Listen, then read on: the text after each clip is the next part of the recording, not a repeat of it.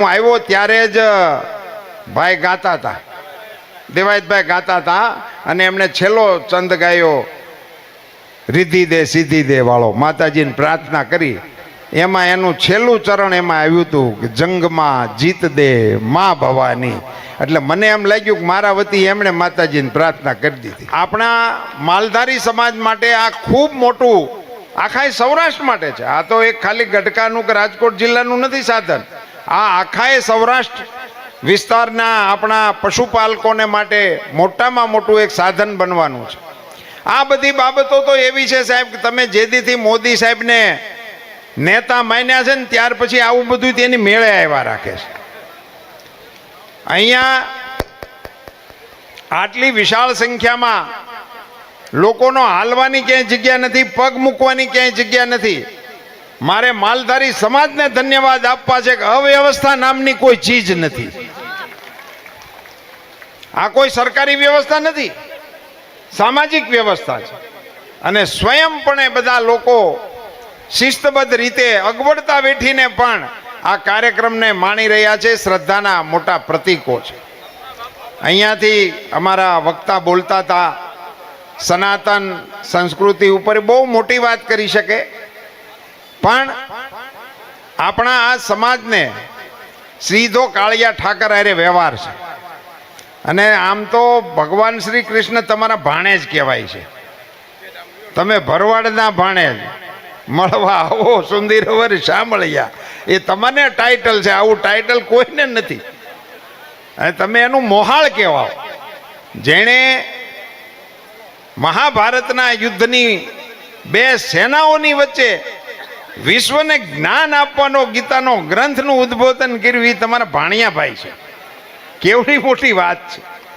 એનું જે નામ છે ગિરધારી, એ પણ આપને બધાને ખબર છે કે જ્યારે ગિરિરાજજીને તોડ્યા, વરસાદ ખૂબ હતો ને ગોકુળના ગોપ ગોવાળો અને ગાયોને પાણીના વાસઠમાંથી બસાવવા હાટું થઈને ભગવાન કૃષ્ણને તો આ પહાડ તોડવો શું તો બ્રહ્માંડને તોડી શકે, પણ એમણે પહાડને તોડ્યો ત્યારે એણે ભરવાડોને એવી નાની મોટી ગોવાળોને એક વાત કરી હતી કે તમે બધા લાકડીને ટેકો કરો. અટાણ મારું આ લાકડી સ્વાગત કર્યું એટલે યાદ આવ્યું. એટલે બધા ગોવાળિયાઓએ લાકડીને ટેકો કર્યો અને એને બધાને એમ લાગ્યું કે અમારા ટેકાને કારણે અત્યારે આ ગિરિરાજ ભગવાને તોડ્યો છે. એવો ભગવાને ગોવાળોને જસ આપ્યો. આ ભારતમાં તેદીથી ટેકા આપવાનું ખેંચવાનું ચાલુ થયું. લોકશાહીનો પહેલો પ્રયોગ શ્રી કૃષ્ણની હાજરીમાં માલધારી સમાજે એને ટેકો આપ્યો એટલે એનું નામ ગિરધારી પડ્યું. ને ગિરધારી અને માલધારી એ બે ધારી શબ્દ વાળા શબ્દ પ્રયોગો ત્યારથી આપણા સમાજની અંદર અમલમાં આવ્યા છે. મિત્રો, આપ સૌ પશુપાલકોને માટે હું આજે ઉમેદવાર છું, ભારતીય જનતા પાર્ટીનો મંત્રી છું એટલા માટે નહીં, પણ એક વાત મારે આપની સામે જરૂર કહેવી જોઈએ. આને ચૂંટણીના પહેલા તરીકે હું ગણવાના મતનો નથી અને મને એને માટે મેદાન છે ને અમારા બધા આગેવાનો સભાઓ ગોઠવશે, એમાં હું એ બધું હિસાબ કિતાબ કહીશ. પણ મારે અહીંયા કહેવું જોઈએ, આટલો વિશાળ સંખ્યામાં માલધારી સમાજ એકત્રિત થયો છે ત્યારે નરેન્દ્રભાઈ વડાપ્રધાન બન્યા પછી કેન્દ્રની સરકારમાં આપણા પશુપાલન માટેનો વિભાગ બન્યો. ત્યાં સુધી આપણો વિભાગ હતો જ નહીં, સરકારમાં વિભાગ જ નહોતો. મોદી સાહેબ મંત્રી બન્યા એટલે આપણો વિભાગ બન્યો. મને યોગાનું યોગ એ વિભાગનો મંત્રી બનાવ્યો એટલે હું અત્યારે પશુપાલન મંત્રી તરીકે આપની વચ્ચે છું. પણ આ વિભાગ બનાવ્યો મોદી સાહેબે, ત્યાં સુધી આપણા માટે આ વિભાગ નહોતો. હમણાં મોદી સાહેબ આ અમૂલની અહીંયા જે 1000 કરોડની યોજનાની જાહેરાત કરી, એને 50 વર્ષ થયા. એના કાર્યક્રમમાં પધાર્યા હતા. અમદાવાદની અંદર ખૂબ મોટો કાર્યક્રમ થયો હતો. એમાં મોદી સાહેબ એવું બોલ્યા હતા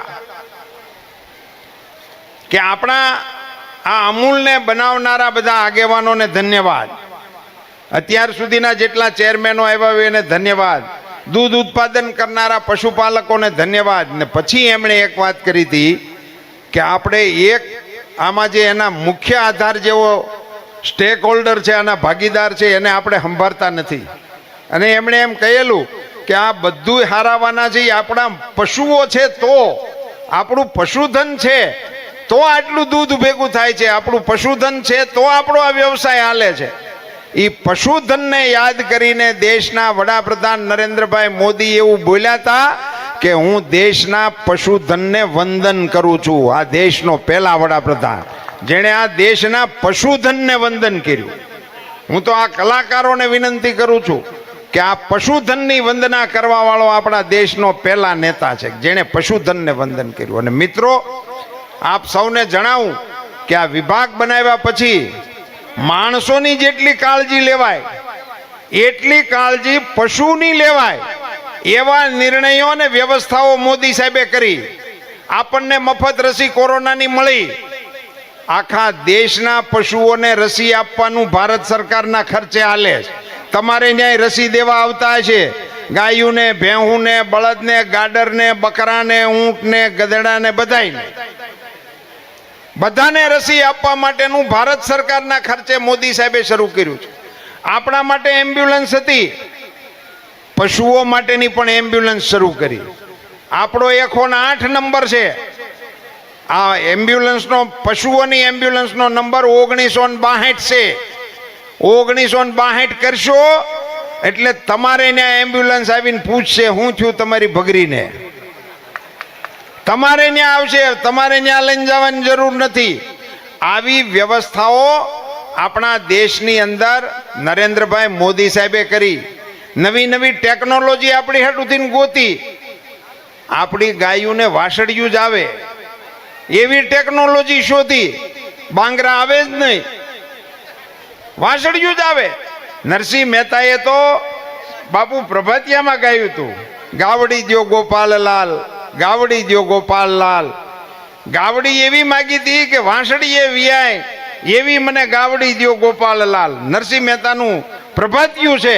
નરસિંહ મહેતાએ તેથી રચ્યું છે, નરેન્દ્રભાઈ મોદીએ એને હાસું પાડી દીધું. અને અત્યારે એવી વ્યવસ્થાઓ ઊભી થઈ છે.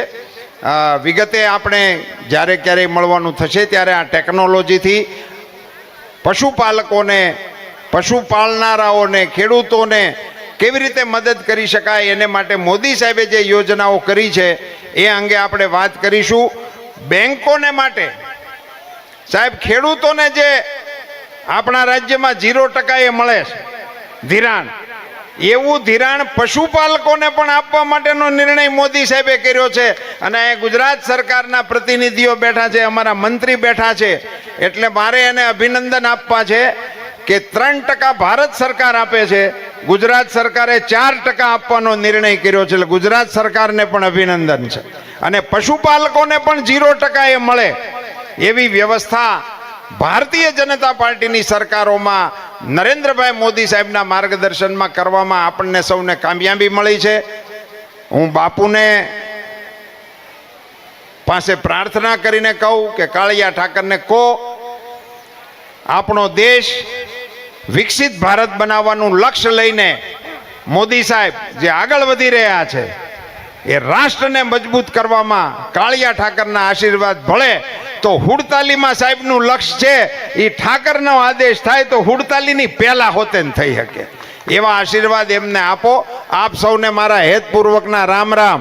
અહીંયા હું આવ્યો ત્યારે જ ભાઈ ગાતા હતા, દેવાયતભાઈ ગાતા હતા, અને એમણે છેલ્લો ચંદ ગાયો રિદ્ધિ દે સિદ્ધિ દે વાળો, માતાજીને પ્રાર્થના કરી. એમાં એનું છેલ્લું ચરણ એમાં આવ્યું હતું કે જંગમાં જીત દે મા ભવાની. એટલે મને એમ લાગ્યું કે મારા વતી એમણે માતાજીને પ્રાર્થના કરી દીધી. આપ સૌનો ખૂબ ખૂબ આભાર. ભારત